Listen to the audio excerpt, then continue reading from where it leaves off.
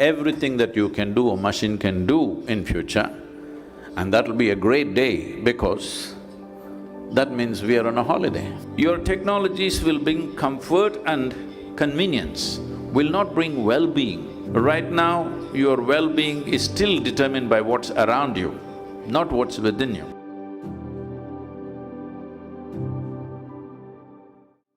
Anything that can be built by storage of memory and access to memory and analysis of this memory and expression of this memory, everything that you're doing through your intellect and thinking that is you, can be done by a machine at some point. I'm not the expert to predict when, but definitely it can be done, there's no question about that.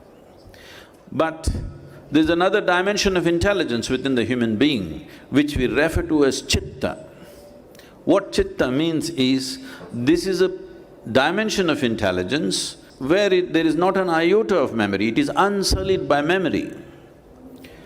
What this means is, see, memory is what has made you everything that you are. You have a human form, this is evolutionary memory. You have variety of other memories, that's what makes you a certain kind of person, and so many other things that you are. Your professions, your capabilities, your knowledge, everything is because of memory. But memory is also a defining boundary. The moment you identify with your memory, you say, oh, this is my friend, this one I do not know, this is a person I like, this is a person I don't like, this is all memory. Memory fixes a definition and a defined boundary to your life. What is me and what is you is just a question of memory, that I know this is me and this is you. But there is a dimension of intelligence which we call as chitta, or in modern terminology, loosely, it can be called as consciousness. Not being conscious as you and me are, this is wakefulness, this is not consciousness. So, this dimension of intelligence has no memory in it. Where there is no memory, there are no boundaries to it. You will not do that with a robot. Do what you want. Because everything that can be done by memory will be done. Right now, 90% or more of humanity lives by their intellect and their physiological and intellectual capabilities. These things can be built at some point and make them look very real. So, once machines start doing this, it is inevitable for you to explore the deeper dimensions of who you are. Maybe 500 years ago, let us say, if you want to be a big man in the place, in your town, you had to have big muscles. Whoever had the big muscles was the big man, strong man there. But now if you have big muscles, we will give you a menial job. We don't recognize you. One reason why women have an equal space or reasonably equal space on the planet today is because of technology, because the power of the muscle has been neutralized. How much brain power do you have, how much intellectual power you have is deciding things right now. But if intellectual power is taken by the machines, naturally human beings will dig deeper into their consciousness. A machine cannot dig deeper, but everything that you can do, a machine can do in future, and that'll be a great day because that means we are on a holiday. We don't work for a living. Now we look at life in a completely different way, which will be very, very significant. In fact, for the first time, we will become human beings. We must understand why we are called human beings. That means we are the only creatures on the planet who know how to be. Without a social atmosphere, many of you will not know how to survive. A bug knows how to survive far better than you, better equipped than you, because he's just focused on his survival. But a bug will not know how to be conscious. You can definitely build a bug.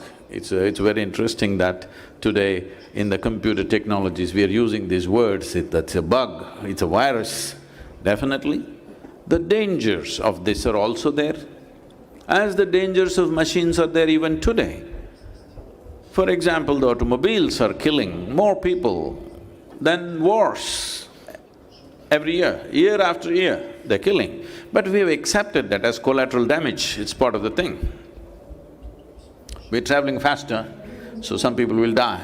We have come to terms with that. So similarly, maybe we'll have nano-soldiers. Soldiers won't be human beings going and fighting. We sit here and let loose on other people. At one phase it will happen.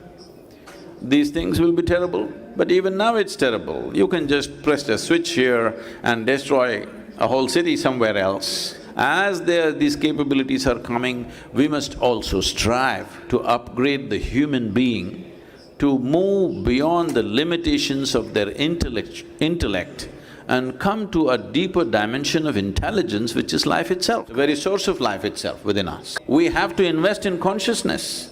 Till now, we've been investing only in our survival. But once the technologies that they're talking about starts becoming a reality, which is already becoming, survival will not even be an issue. When survival is not an issue, we will definitely start investing, but the sooner we invest, with less aberration, we can move into these new possibilities. It's always a double-edged sword. Which way are you going to use it depends on who you are, isn't it? So whether your identity and your experience is very exclusive or your identity and experience is very inclusive, this will determine which shape and in which way the sword will swing. So it is time we make that voice which refers to a dimensionless, a boundaryless consciousness heard, and methodologies as to how to become conscious, as there are technologies to create well-being in our surroundings.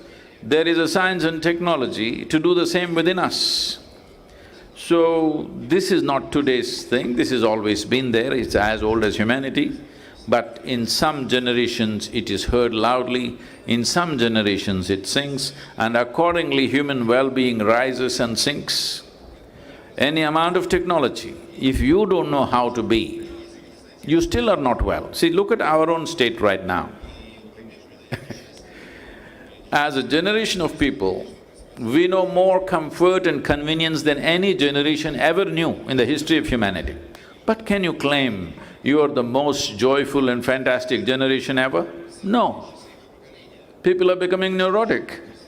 I am not saying we're worse than other generations, but we are not significantly better for the amount of toll we have taken on every other life to have what we want to have.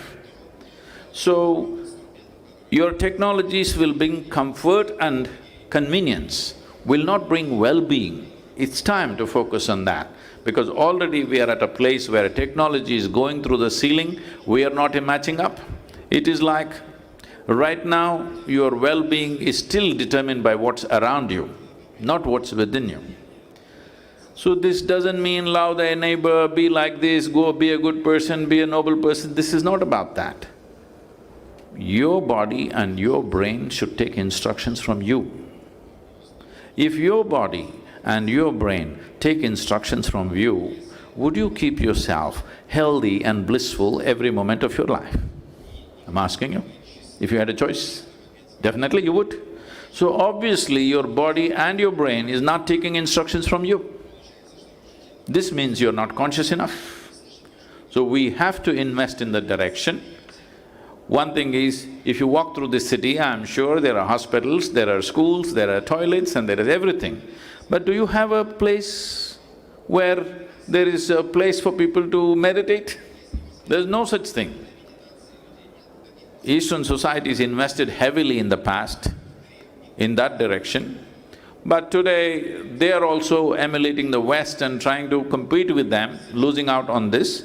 But the need for inner well-being will become very strong in the next 20-25 years when technology starts doing most of the things that you're doing and you don't know why you exist. Then the need for well-being becomes super strong. So, if we want to be ready for that day, it's very important that we invest both physical infrastructure and human infrastructure, which focuses on the innermost core of who we are.